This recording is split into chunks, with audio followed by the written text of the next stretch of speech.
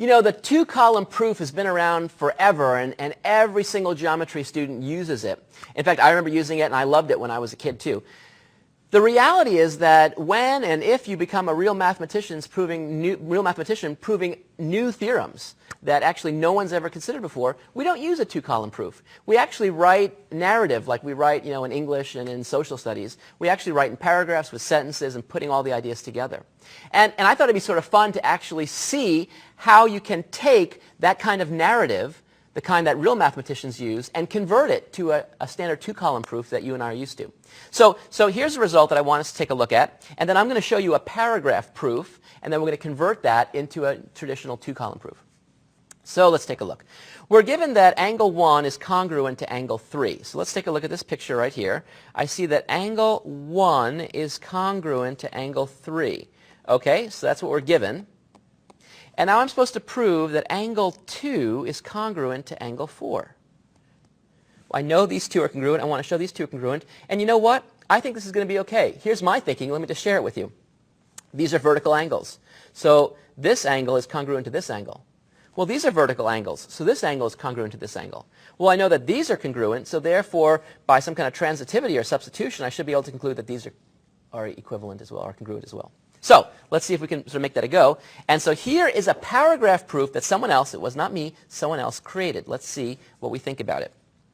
So here's a paragraph proof. Notice what makes it a paragraph proof is there's no two columns, there's no statements and reasons, but it's all sort of combined into prose. So by the vertical angles theorem, vertical angles, you see, I saw that coming. Angle 1 is congruent to angle 2. Angle 1 is congruent to angle 2. Yep, they're vertical angles.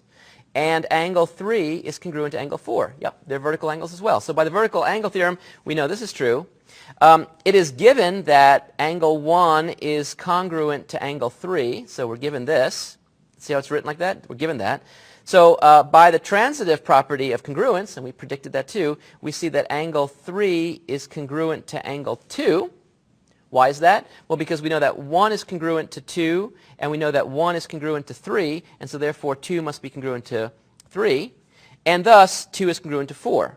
And why is that? Well, I have that 3 is congruent to 2, I know that 3 is congruent to 4, therefore these two must be congruent to each other. And that's what we're trying to prove. All right, let's see if we can now take this nice narrative, and this is, like I said, how real mathematicians prove real theorems, and see if we can convert it to a somewhat more systematic approach that we've been using, which are the two-column proofs. So statement and reason, here we go. So first of all, I'm going to start with the given. So the given is that angle 1 is congruent to angle 3, and that's the given. Now, what's the next thing I want to use? Well, the next thing I want to use is the fact that these people are vertical angles, so therefore they're congruent. So angle 1 is congruent to angle 2, and angle 3 is congruent to angle 4. And why is this true? By the vertical angles theorem. And that's what was captured here in this sentence. And now what I want to do is use the transitive property to conclude that angle 3 must be congruent to angle 2. Why is that? Well, I know that 1 is congruent to 3. I know that 1 is congruent to 2, so therefore these two must be congruent. And that's by the transitive property.